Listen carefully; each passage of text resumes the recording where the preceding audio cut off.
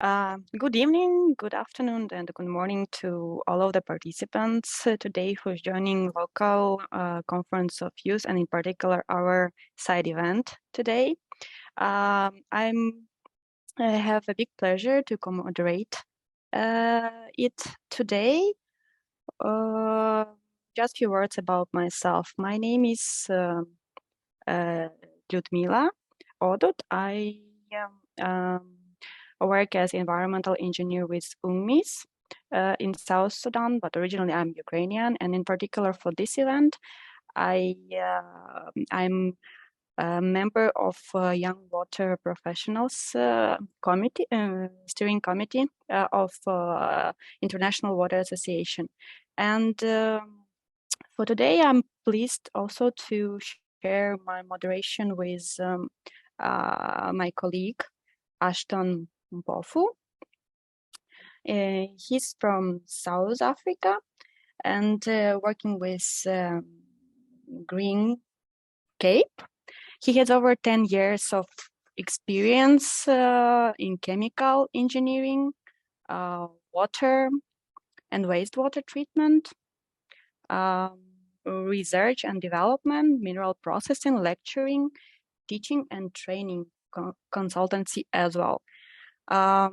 He's also having a position of vice chair in IWA, Young Water Professionals Community. So just a few words about our event. In a lot of sources, climate change is considered as primarily a water crisis. Its impacts can be felt through a lot of aspects, such as worsening floods, rising sea levels, wildfires, and droughts. However, as we as our water professionals, we can also say that climate change can be fought with the help of water. So I believe that in center of building the resilience of the societies and ecosystem, there should be like sustainable water management, and everyone has to have a role in that on different levels. With all respect to the experience of senior professionals, we all may admit that without any doubt, we as a young professionals, as a youth, we are essential part of the professional that has knowledge, desire, energy, and creativity to bring innovation and to be involved in the global action. Young professionals should be included at the forefront of design, development, and implementation solutions and future climate change processes, and making living more resilient. So to continue with that, we would like to share some, let's say, some few words about our organization, International Water Association, and in particular, Young Water Professionals Community. With this, I will hand over to my colleague, Ashton. Ashton, please. Thank you very much, Lyudmila, and it's a good day to you all. And thank you for joining us this evening, afternoon, morning, depending on where you are. It's good afternoon for me in Cape Town. Yeah, my role is very simple for this today. I mean, I just want to speak about IWA. Lyudmila, I will ask you to help me to move the slides along. Okay, so the first one is just to discuss, what is the International Water Association that famously people refer to as IWA. So as you all know, we are an association that directly speaks to the fact that we are a group of water professionals from across the globe. We have got people from all over the country, all over the different continents, and we are just striving for a world in which water is wisely, sustainably, and equitably managed. So we can speak about the enshrinement of the SDG 6 within the organization. So we just there as a network of professionals. We are striving for a world where water is, being managed very wise, and at the same time, we want to ensure that it's available for future generations that speaks about sustainability and also equitable, whereby we ensure that everyone has got access to water, in an equitable manner. Next slide, please. Okay, I'll skip this one because I'm going to speak about this again. Next slide. Okay, so what exactly are the strategic goals of IWA? So we've got a 5-year strategy. So we have got 5 goals at the moment. The first one being to engage and have a balanced membership. So as you can see, that we would like to have a representation of everyone, across the globe, regardless of who you are, where you come from, your skin color, your language, your religion, whatsoever, it doesn't matter. We just want to ensure that we are balanced. So the second one, we want to be a source of leading edge water knowledge. So as you well know, we have got a number of, journals within IWA where researchers do publish, and we disseminate knowledge, to ensure that, we supply knowledge to the rest of the world. Thirdly, we're a space of professionals to exchange water knowledge. So as we have discussed, that we're an association of water professionals. So this will give you an opportunity to come and meet like-minded individuals, when we host our, different events. We just had our, World Water Congress in Denmark recently. So this is where, different water professionals will meet, and discuss a number of issues that are currently affecting the water sector globally. So we also host, chapter coordinated activities, also through specialist groups that are directly focused to certain issues or certain, areas of knowledge. So yeah, we are a really good, atmosphere place for you to come and meet your fellow professionals from across the globe. Fourthly, we like to bridge between research and practice. So as well know that we like to research in an academic perspective, but also like those solutions to be taken into society. So we are there to be the catalyst and the bridge, when you speak about technology adoption and commercialization of innovation. So that's another thing that we do. And lastly, as I've spoken about, the main objective of the main goal of IWA, which is mainly to ensure the wise management, sustainability of water, and also equitable share. We're also there to support the implementation of the SDGs. So not only SDG 6, but as well know again that SDG 6 is central to the other SDGs. So we are there to ensure that there's support to the rest of the globe in terms of implementing sustainable development goals. Next slide, let me. Okay, so let's look at the IWA membership as per year 2021. So we've got about 8,000 individual members. So I must shed light to the fact that some of our members, are stakeholders like businesses. We've got universities, we've got corporates. So corporates are about 318, universities are about 54, and also we have what we call governing members. So governing members, these are more or less of different organizations within different countries that have got the mandate, of water and sanitation within a country. So this is what we term as a governing member. I'll be touching on this as well when I connect to who's young water professionals within IWA. So I'll speak about governing members. But if you look at the global representation, Africa have got about 7% membership.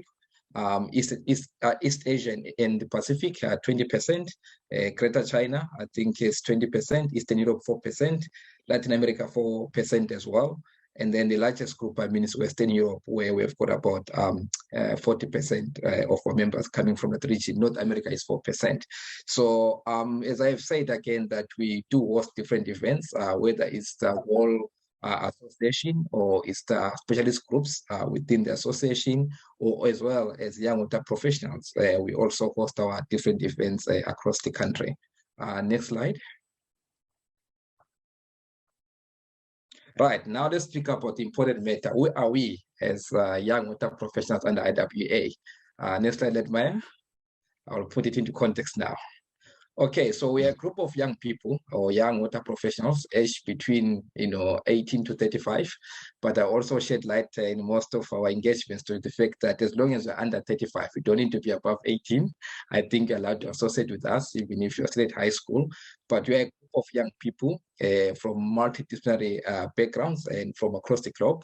As you can see from the picture below, you can see from racial-wise that we are very diverse. I mean, we come from different backgrounds in different countries across the globe.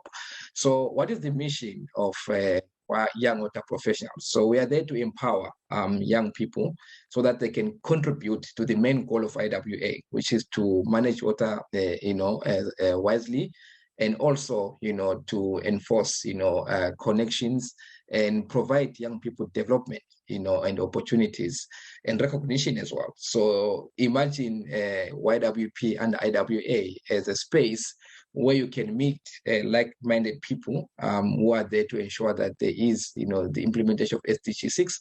At the same time, I mean, it's an opportunity to network and be developed as well. So we've got various activities that we do to ensure that we develop our young people. So with the mandate of ensuring that the water sector globally is secure for the future. So we are there to ensure that there is a sustainable transition when you look at our seasoned professionals and the young people. So young people are the future of the world. So we want to make sure that the world is in the right hands by equipping young people and giving them the skills and developing them so that they become the future custodians of the sector. So what is our vision? So we are there to develop a strong brand and network. Sorry, Ledmela. And, that would be really recognized and be rated by a wider water sector. So our main one is to develop a very strong brand and network. That's our vision. So we want to be really connected from across the globe. We are young people. We know how to use, digital space and other things. So we like to be connected, across the globe. We need to know each other very well and become one family in the water sector. And most important, of course, want to ensure that young people are empowered so that they can contribute to the water sector. We have had young people, the outcries about being, invited to the table, but it's not just an invitation. You want to be invited to the table and also contribute solutions when you're invited to that table. So that's also one of our vision to play a very active role in the sector. Next slide. Okay, so this is the structure of IWA. I don't think it's important for this sitting, but just to mention that if you look at the bottom in the blue rectangle, we're speaking about YWP chapters. So we've got different chapters across the globe, as I've mentioned, and these are supposed to be under a governing member. So in each country, we expect, a young water professionals chapter to be present as long as from that country we do have a governing member. So this is more or less of the biggest organization in each country, that has got the mandate for water and sanitation. So in some instances, of course, it might be another association, but sometimes it may be a department, or sometimes it's municipalities and so forth. So young water professionals will then fall under that governing member, and we are across the globe via what you call country chapters. So we sit as a steering committee centrally, but most of the activities are being implemented by the different country chapters. Next slide. So this is just a representation of where you find, our YWP chapters across the world. Of course, with most of them, being in Europe, but I think we've got some, in the Asian and Pacific, and also in Africa. So we still want to spread and have at least each country, because water is central and water is everywhere. So we like to have each country having its own YWP chapter in the future. Next slide. Okay, so this is just to show, some of the, value adds that IWA can provide to an individual. So as I've spoken about, specialist groups have spoken about publications, partnerships. Some of them are just available for all network members, and some are only available for IWA members only. So as you can see, we talk about thought leader, you lead, you contribute, you engage, and then, yeah, that's what we're all about. So from the start, you engage through events, through communities, through online activities that we had a lot of them during COVID. And then we talk about an individual now contributing, in the water sector. So, you can propose new outputs, in IWA communities. You can write content you want to publish within our channels. You want to write and publish in our magazines. This is the moment that people are allowed to really contribute. You can organize an event in your own country, to talk about water issues. And you can have peer-to-peer leadership and exchange. I mean, we are currently building up a mentorship program where we will allow young people to engage with the seasoned professionals so that they can learn and be developed. So lastly, of course, we spoke about, people contributing and leading. Now you are at the forefront or in the leadership of IWA, as some of us are at the moment, within the steering committee. So you are, one of the committee members within the specialist group. So you are, a steering committee member like myself, and like Maya and Francesca, or, you're just part of the strategic council. So it's more or less like, the things that you can benefit from being part of IWA. Next slide. I think this is okay. I think similar. it's the same. Yeah, I mean, for YWPs as well, it's the same scenario. Okay, so where are the opportunities? I mean, I've spoken a lot about YWP or IWA, but if you're wondering right now, what are the opportunities or what's the advantage of you joining YWP? So as I've spoken, we have got different country chapters, under different countries across the globe. And we also spoke about governing members within each country. So there's what we call IWA Connect. So this is a network, an online platform where you can actually connect with anyone within the water sector that is under IWA. And you can actually, ask for mentorship, you can actually ask questions, you can ask, for them to share their publications or research and so forth. So we are there to connect and allow people to network. So IWA does offer that opportunity via what we call the IWA Connect. So as I've said as well, we've got the steering committee where we serve in. We've got other subcommittees that people can really serve in, as young people, and also, in events and being part of the YWP chapters. Each country, like I've said, we wish that there's a YWP chapter, but there are opportunities, for people to actually influence their own country water sector through being part of the IWA, YWP chapters, country chapters.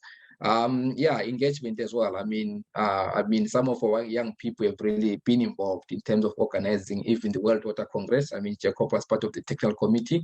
The opportunities, if you serve in a specialist group, you serve in a country chapter, you can be part of the organizing committee where you learn how to organize big events and also, providing the leadership thought, as we've touched on earlier on, in terms of planning the theme of the event and what topics of discussion, that will envisage to be discussed during that event. So these are some of the things, where one can really plug themselves into and really be a thought leader in this space. And then lastly, of course, we've spoken about mentorship and also, being in a space of speaking to our seasoned professionals. So there is an opportunity within IWA to really connect with some of our leading water sector individuals or stakeholders, and then you can also be of influence. Next slide, please. Okay, so these are some of the examples. Yeah, let's skip this part. Maybe we just can share the contact. Okay. Yeah, so if you'd like to join us, please do reach out to us. I mean, we've got our member engagement officer, Isabella Spindola. If you'd like to learn more about IWA, you want to become a member, want to start your own country chapter, please do reach out to her on the given contact details. Please feel free to take a screen grab on your computer or your cell phone so that you can be able to remember the details.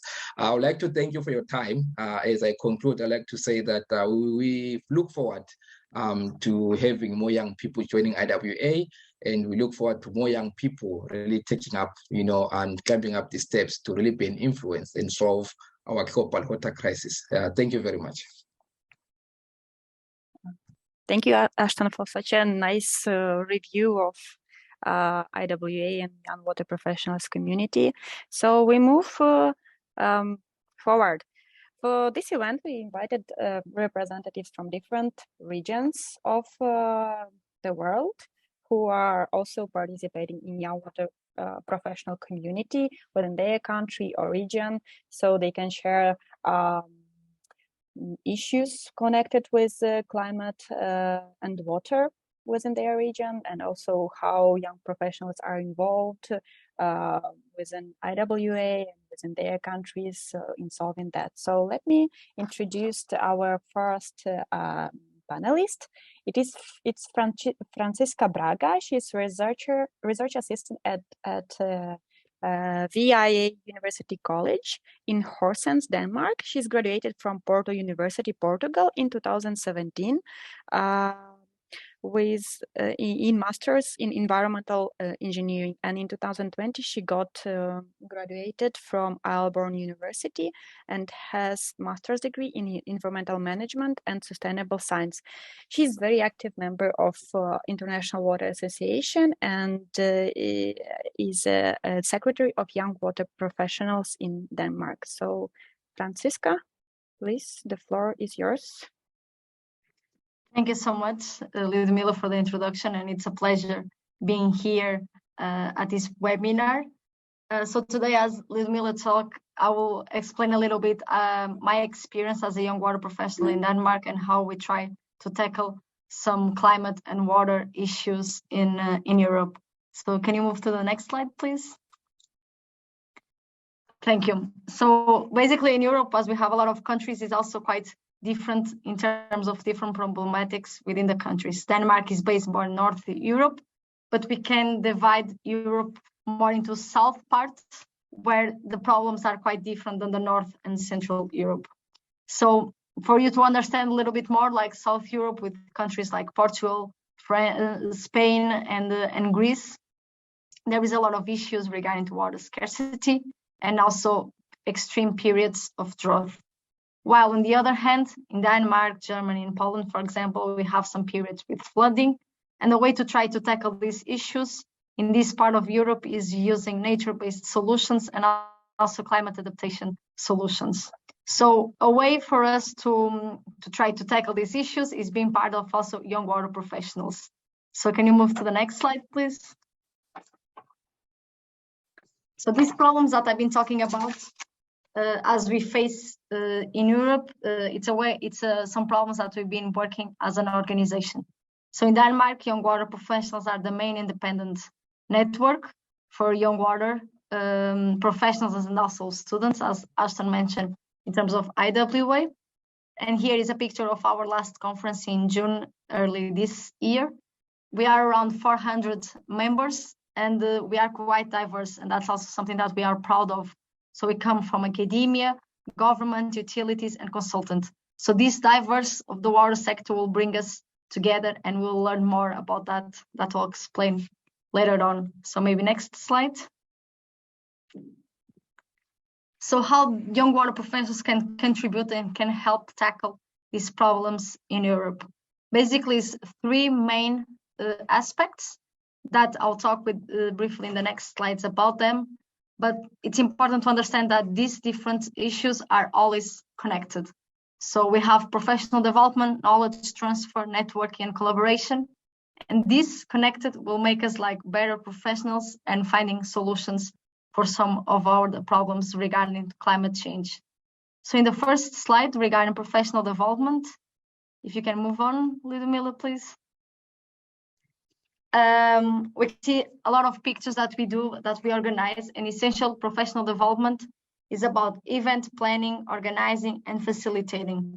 So that means that we do a lot of technical visits to wastewater treatment plants, for example, to industries. We also create a lot of soft skill workshops. In this picture, we can see how, for example, to tackle stress, graphic design facilitation.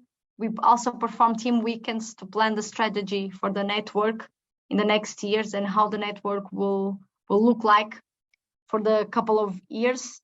We also perform some company visits where we have the chance to be more in the practice and in the real world problems that happens. So this kind of like research to practice basis that also mentioned is also quite important for us, and we always try to implement it and to see the new technologies and the new improvements in the industry part. That will make us better professionals and also people in the world. The next slide, it will be regarding to knowledge transfer. So this is also something that we are quite proud of, that we always try to share knowledge between us within the network. So we always do our national conference, that it's our big event each year, where we get together and we share the knowledge regarding the last technologies, regarding the last regulations, for example, and we always learn more. That's also the beauty of the water sector, that we have different fields that we can always learn more about each one of them, even if it's not the one that we are more focused on. And I think besides being important, of course, sharing knowledge between us, we also try to do some webinars and some other activities to share different ideas and open to different perspectives. So besides trying to share knowledge within the network, we always want to share knowledge between our peers, with our senior colleagues, for example, and with mentorship programs. So next slide, please, Ludmila. Finally, regarding to network and collaboration, of course, we have some social and fun events, but we also create some international events, as for example, we participated at the World Water Congress lately in Copenhagen with some of you. I saw that and it was really nice. We do some Nordic exchange programs where we try to tackle and finding common solutions for different problems that we have in the Nordic countries regarding to flooding, as I mentioned, for example, in the first slide. Other workshops that we also try to collaborate and to try to find new perspectives of different problems. We did, for example, a workshop with the South African chapter where we were talking about global megatrends. And that was a really nice collaboration where we got new inputs and new insights regarding that issue. We have also like some external partners regarding some activities, for example, Wet Skills, Next Generation Water Action, World Water Camp, where we always try to partner up to try to find solutions for some water challenges that can occur. And that's always, as my experience, even if we give a lot, it can take a lot of time from us, but we always learn much more. So the much you'll give, the much you will receive. And that's the beauty of it. And that's how we try to work to have some climate changes and water problems, to find some solutions and to understand that water is life, and that's our common interest. So thank you so much for listening to me, and it's a pleasure being here, and I will be happy to answer any of your questions at the end. Thank you, Francesca. And now we will be moving to another continent of Africa. We have our next panelist, Shateng Juma. She's currently studying in Kenyatta University in Nairobi, and she's a master candidate at the University of Western Australia, where she will be pursuing masters in soil and water conservation. She's ambitious climate water activist, and she's active member of the Young Water Professionals Democratic Republic of Congo, as well as UNGO, UNFCCC Youth Constituency. So Shateng, please, the floor is yours. Thank you for the floor, Ludmila. And sorry, I won't be able to switch on my camera because of network issues. And okay. I'd like to say thank you for giving me the opportunity to share with all of you our experiences as a chapter from the Central Africa. So I'd like to start by mentioning, next slide, sorry. I'd like to start by mentioning the link between all the SDGs. I think by now we all do understand that the SDGs are linked, and they might be linked between the goals or even between the target goals, the small goals in between all the SDGs. So understanding the interlinkage between all the SDGs is a very important step toward climate action and climate change fight. So I'd like to talk about water and climate change. Next slide, please. Water and climate change are very linked. we've seen that extreme weather events are making water more scarce, more unpredictable, more polluted, or even all of the above. So we have a lot of impact through water that is now frightening frightening our biodiversity, and also creating less water for human use. So the effect of climate change on water availability is by some fact, we know that there is increased temperature, that increased evaporation and increased greenhouse gases. There's also increased runoff and stream off due to higher precipitation. There is drying off of water bodies and oceans that increase acidities. And all of this actually affects the way humans are having access to water for their everyday and every time use. Next slide, please. Next slide. So I'd like to talk about the benefit of water in climate action. I know that water, I think all of us know that water helps us with food production. It also helps us with tree and plant production, and that helps with carbon mitigation and greenhouses mitigation.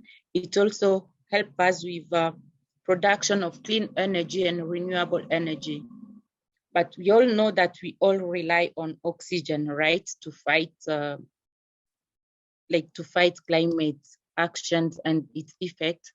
But the fun fact is that more than 70% of the oxygen that we use actually comes from the marine plants that are found in our ocean, like phytoplankton, like other algae. Next slide. I think with that, I'd like to go to what us as a chapter are doing into climate action. And some activities that we've been doing is collection of plastic waste in Lake Kivu, that is one lake in the eastern part of Congo. We've also introduced school students into watering practices and also nursery development. We've done a lot of webinars on efficient water usage. And during those webinars, we've had intergenerational talks on how water is going to affect and how everyone is going to participate toward achieving SDG 6 and how the SDG 6 is going to contribute toward SDG 13.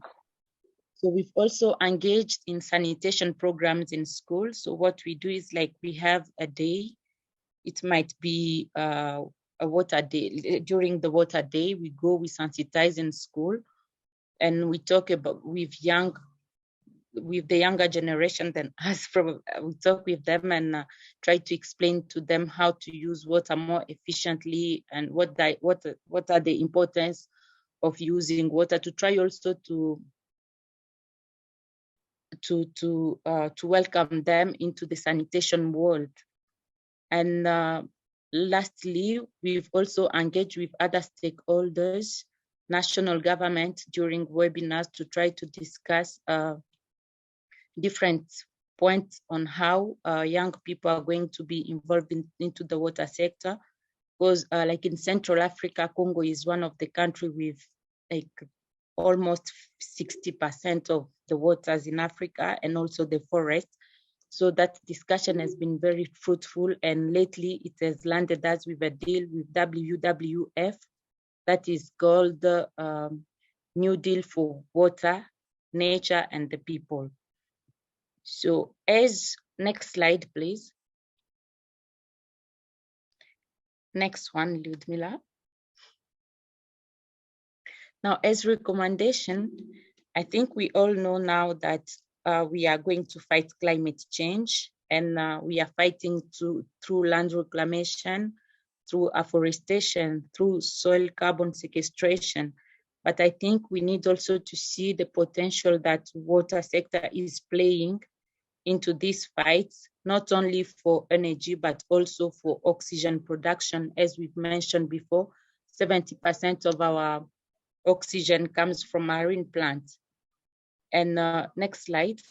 One of the recommendations that we are going to provide is a regulatory instrument to constrain the behavior of actors in imbalance under penalty of administrative and judicial sanction to set the standard against imbalances, like information instruments to encourage players in imbalance to adopt less degrading behavior, and also for all of us, voluntary agreement for free expectation, like the state and the private on mitigation environment degradation. Next slide. And for all of us who are here, I'd like to recommend for all of the young people to also invest into the watch sector to help achieve SDG 13, and SDG 6 definitely. As I think it was Ashton who said, and we talked about the benefits of being a member. I can also promise you that we are fun and we are happy that you'll be joining us. Thank you. Thank you, Shateng, for sharing your experiences and recommendation. Our next panelist will be from the east part of the world, specifically from Japan. Let me introduce the Asami Nagao. She is an engineer of sewage planning.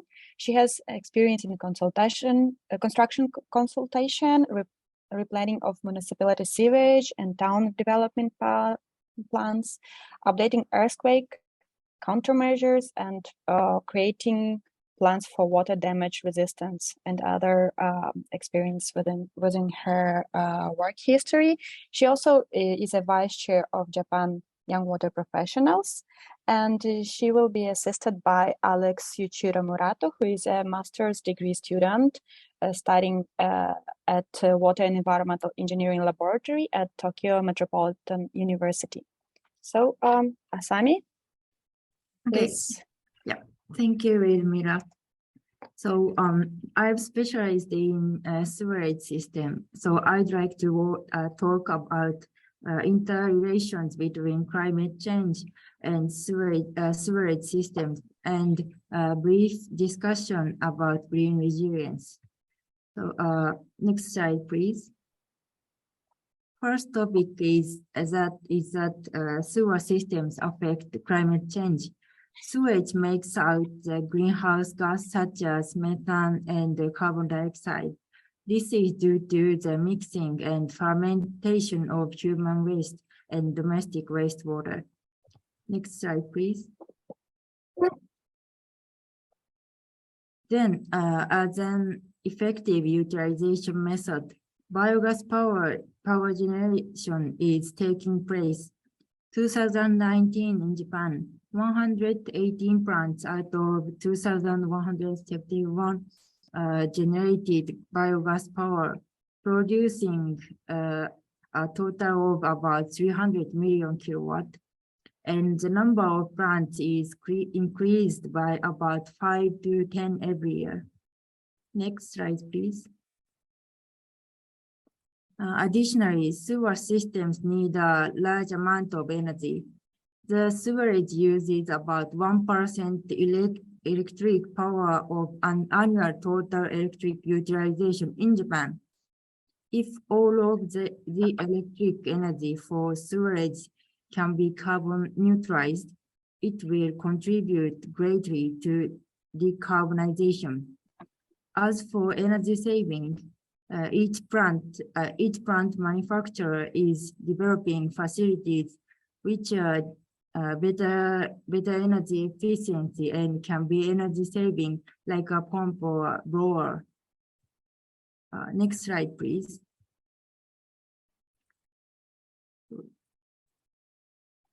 Sorry, can you go back one slide? Sorry, that's okay. Can you go next slide? Okay. And as for renewable energy, there are some ways. One of them is to buy electric power made from renewable energy. Another is to generate from sewage waste heat. carbonization or solar using upper plants or vacant lands for self-consumption. Although these methods have been known and adopted little by little, a small-scale plant is difficult to realize them so far. Next slide, please. Second perspective is that climate change affects sewerage system as well. Heavy precipitation occurs every year, although it used to occur once every several decades. When we get the heavy rain and the amount of rainwater get over capacity of the treatment plant for combined sewer system, the sewage diluted by the rain run over the sea, river, and on the road, like right side photos. Next slide, please.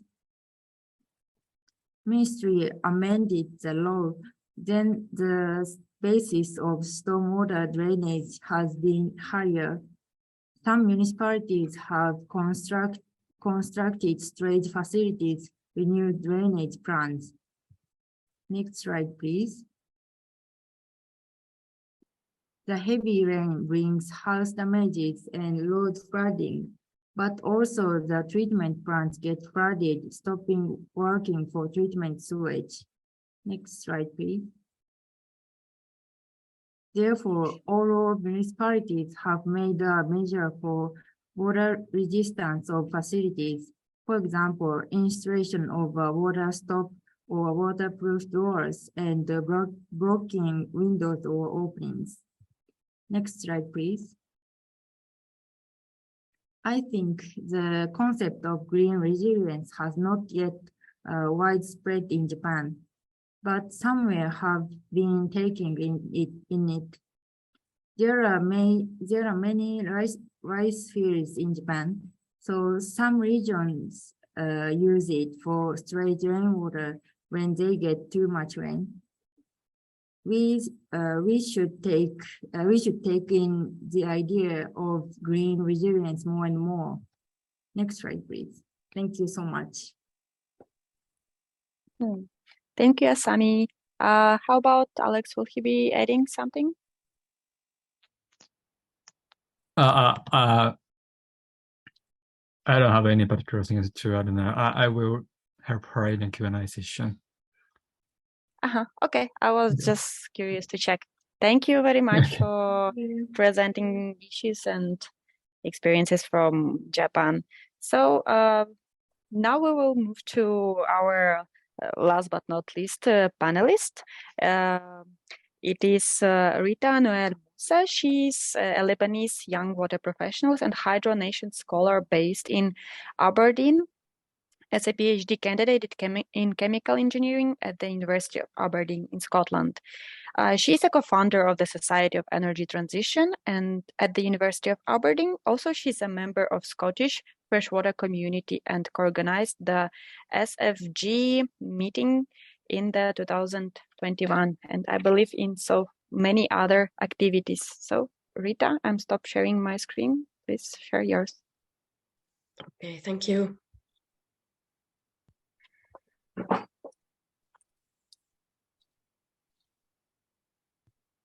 Is that okay? Yes, it's good. Okay.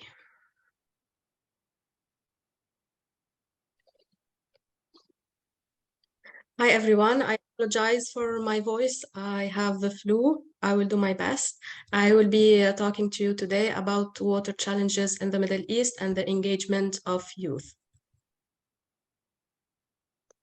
According to UNICEF, the MENA region is reported to be the most water-scarce region in the world. The agriculture accounts for more than 80% compared to an average of 70% water globally, in addition to other factors like poor water management, population growth, low wastewater treatment, polluted rivers, economic crisis, conflicts in the region and in between the regions, migration, political instability, lack of basic sanitation, groundwater depletion, and climate change that has not helped at all water quality and water quantity delivery to the populations. From water scarcity to river floods and heavy rainfalls, we have seen everything. Everyone has been affected by climate change, and the issues we are witnessing can be so diverse even if in the same country. In Lebanon, there's a lot of issues in waste treatment and plastic treatment. We have seen rivers polluted because of lack of waste management, waste recycling, and most importantly, awareness. In Tunisia, there will be no longer enough water to supply the population in 2030, and it is not only because of climate change, but because of misuse of water and population growth. In Egypt, rising soil salinity in Nile Delta is ruining farmlands. In Iraq, loss of water could turn the country into a land without rivers in 2040. The region has already high temperatures and limited water resources, even in normal circumstances, but in the near future, we are going to witness higher temperatures, ranging between 2.5 to 3.7 degrees Celsius in summer, 2 to 3.1 degrees Celsius in winter. Higher temperatures will change rainfalls, how much, when, and where the rain will fall. It will also affect global increase in sea levels. It will range between 0.1 to 0.3 meters by 2050. Are we really moving towards a better water equality and a better future for all of us? Continuous temperature rise and reduction in water quantity and quality have been observed everywhere. Extreme weather conditions, droughts, water flow decrease is limiting pollutants removal. However, we can see an increase in awareness of climate change in the region and all over the world. In countries like Egypt and Morocco, we are witnessing initiatives for clean energy, and huge investments in water in the region are being done. There's a huge opportunities for long-term investments and water-related engagements in the region. For example, in the UAE, Dubai is aiming to be the lowest country emission by 2050. The police force has been installing solar panels all over their buildings. In Lebanon, Rise 2030 is a community-led initiative based in Beirut that focuses on empowering women and youth through education, employment, and empowerment.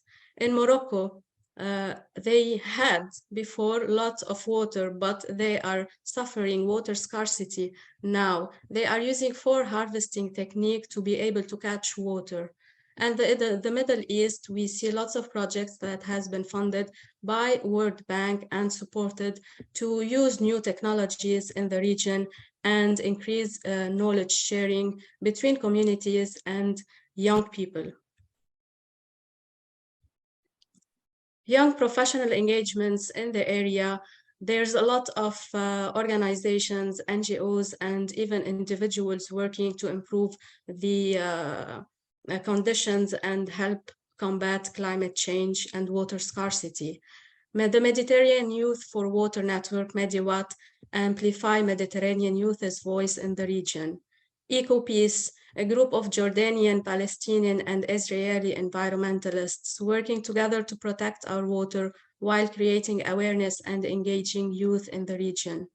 There's also lots of projects that are being done at the Lebanese University, and I was lucky to work with one of them, combating antibiotic resistance and trying to tackle waste pollution in Lebanon's rivers. Water is life, and we should work all together to build resilience and be able to combat climate change and water scarcity and provide water for everyone, not only in the Middle East. So I would like to thank you, everyone. And if you have any questions, I can answer.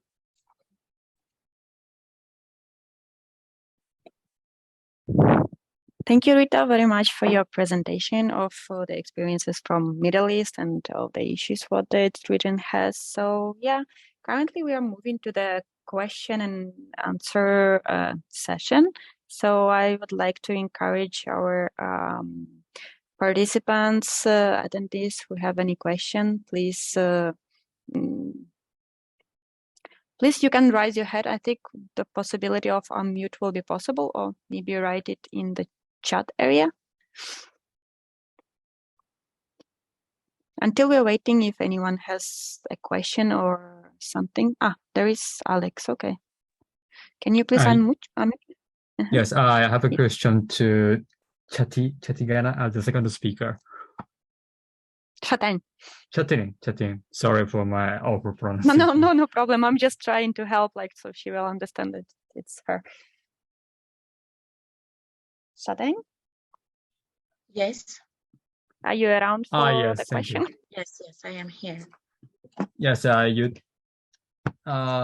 you talk about what about the DR Congo, and I'm sorry that I'm not sure about the geography in a Central African country, but I suppose you said that 6% of our forest of Africa is concentrated in DR Congo. Is that correct? Majority of the equatorial forest is in Congo. So we share it with other countries like Gabon, like Central Africa, Angola, Congo, Brazzaville. I don't know if I forget another country, but it's shared within 5 or 6 countries. But the majority is in Congo. So like by the estimation that I read, it's around 60% or 70 something. Oh, I see. Thank you. This is because there are huge deserts in the north and the south area, south part of Africa, and DR Congo is a huge country. So the accounting of the forest is also gets increased in DR Congo. That's why you mentioned that DR Congo and the protection of our green in DR Congo will be important, I suppose. Yes. Yes, thank you so much for your answer.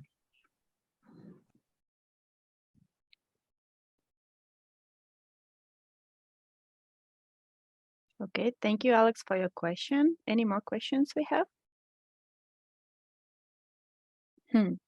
Okay, from my side, I would like to ask if, for example, Francisca can give any advices like how to organize or how to, let's say, inspire people to organize different activities due to professional development and knowledge transfer, if possible, based on your experience from Denmark chapter. Yes, definitely. Thank you, Ludmila, for the question. I think my big advice for other chapters and also young water professionals in general is not being afraid of collaborate with each other. We always learn more from each other, and having this open communication and work as a team. And as Rita also had like a sentence at the end that will go always fast. If you want to go alone, you will go fast, but it matters like going together. So I think that will be our main input, and definitely try to have, for example, the national conferences as we have here in Denmark, because that's really like the place to gather all the information, share knowledge, understand of water, and maybe how can you help and how you can improve in different aspects. Thank you very much. And I think we have some questions from the audience. Purvi Zavari, he is curious if anyone can elaborate on the solutions, how to solve problems of wastewater treatment during high rain days. Anyone of our panelists would like to respond to this?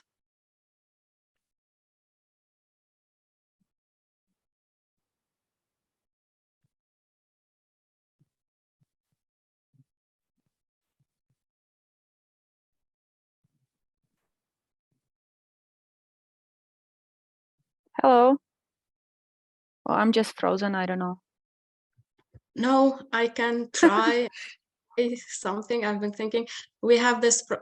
We have seen this problem in the UK. So when it rains a lot, they open the grey water and let the sewage go into the ocean to be able to reduce the problems that they have been having in their wastewater treatment plant, but it's not ideal because people has been raising some concerns regarding the sewage going into the ocean. I don't think it's an easy question to answer to, but I think there might be some improvement in the storage areas and the wastewater treatment plant to be able to manage this floods and rains in the wastewater, and it needs more proper infrastructure planification and lots of money to back up this. So I hope I answered the question from my knowledge. I also would like to answer. I No. Okay. Is it okay? I was thinking like also to ask you if you have anything to say, because I think based on your presentation, you are a very big expert on those type of things. Thank you. So I'm like same opinion as a leader, because that is like very difficult to solve, and like many years in Japan, many engineers are thinking, but not solved yet. But there is like the gray infrastructure is fast, and but that is take a lot of cost. So I think I think we should like install more green infrastructure, but that is will take a long time. So that is a little bit difficult, but should mix gray infrastructure and green infrastructure is like better in the future, I think. Thank you so much for your comments. And I've seen there's some question from Kian Lee. Maybe you would like to speak it up by yourself while with unmuting yourself. Okay, hello everyone. I'm very happy to join this STAT event, and my question is about the international communication and collaboration. As we know, so this year we suffered COVID-19, and under the influence of COVID-19, I want to know how to promote the international communication and collaboration with global young water professionals. Okay, this is my question.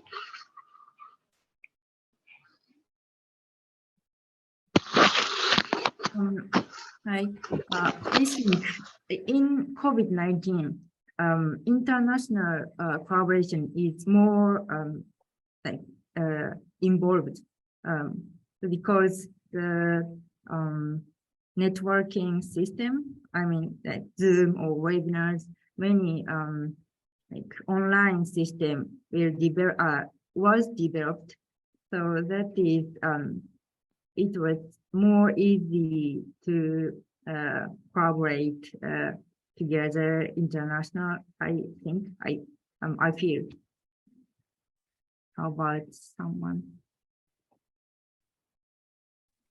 I think I can also add a little bit to that, but I definitely agree with you that with the COVID, with all the technologies, it was much easier to communicate internationally. And for example, in Denmark, we held a lot of webinars with different chapters around Europe and also around the world, with different thematics, research-based to practice, building bridges between young water professionals and senior ones, for example.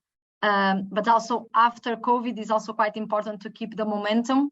So is always try to find some workshops that it could be interested for the two sides of the collaboration, and conduct some joint workshops, some joint conferences.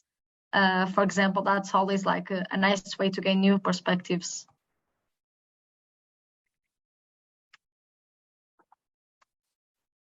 I don't know, maybe something from Ashton side, as I think we also like kind of involved in very, like in more international activities rather than like regional or something. Would you like to elaborate something due to that?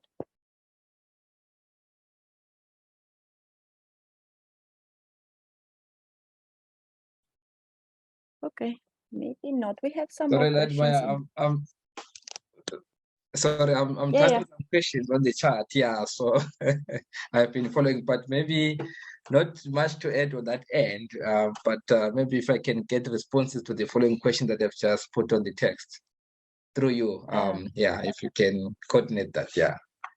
I mean, I Okay, listened to all the panelists and their presentation, the different things that they do in their regions, and some of them were really problems that they face, in countries or regions. So I just like to know, through them, if some of these things, how are they achieving some of this? Especially if I look at now question 1, where we talk about plastic pollution, which is becoming a very, very big problem. Across the globe. Oceans are now, infested with plastics, and it's affecting, our aquatic life.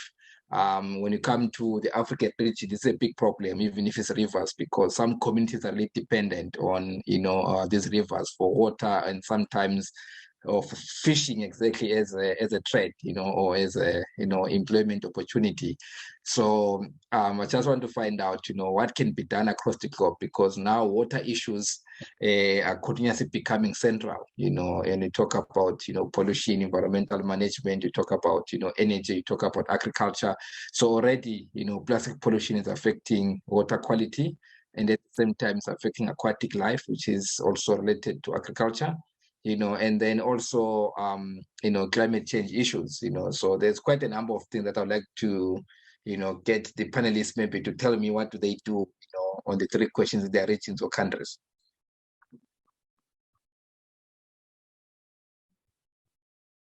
all right. I mean, I think you mostly like explained your question, so anyone can try to respond on that, because I actually agree about plastics pollution in Africa. It's, yeah, I also let's say experience that because I'm currently located here. So I don't know, maybe Shateng can give some views, or maybe some other panelists would like to give some advice on that. Sure. I'd like to go with how can the youth contribute to solving the challenges faced by your regions and countries. I think the first step toward contributing to the change is actually knowing what is the problem. As for now, we know climate change is a problem. The second step will be, how are we going to solve it? And how are we going to probably adapt it in different situations? Yes, all the countries are actually experiencing climate changes. We are also experiencing, I don't know, water crisis, but different regions have different realities. How are we going to take the technologies that other people, let's even say other chapters, like we can try to see what Denmark has done and try to put it in Congo, but does it going to work? Not probably, because the 2 countries have different realities. So probably prioritizing and knowing the region is also one of the things that as youth need to consider when we are trying to start implementing all the different solutions that we are having.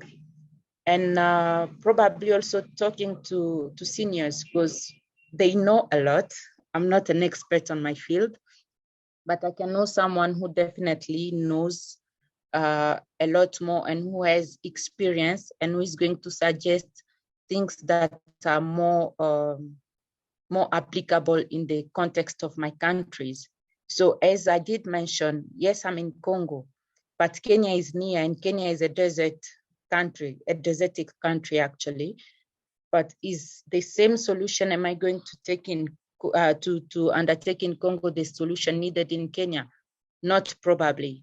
So we need to contextualize with our realities and try to put something on the ground. And then, as we said, talk to other people.